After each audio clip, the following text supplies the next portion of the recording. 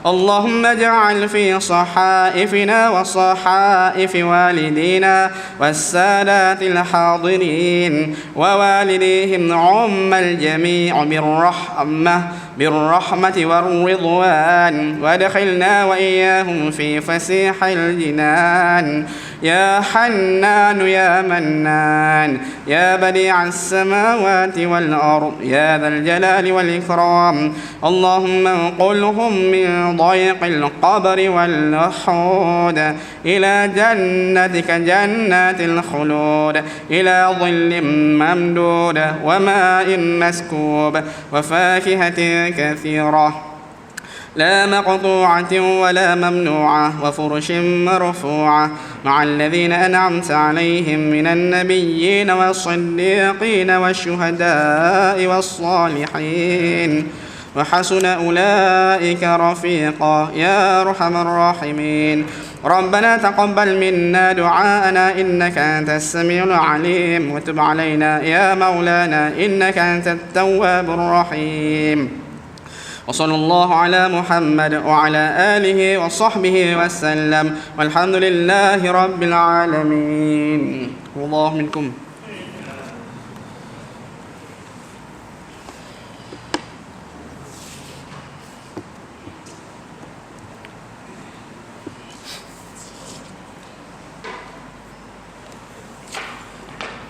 InsyaAllah lepas solat ba'diyah kita kejaman makan lah untuk kenduri.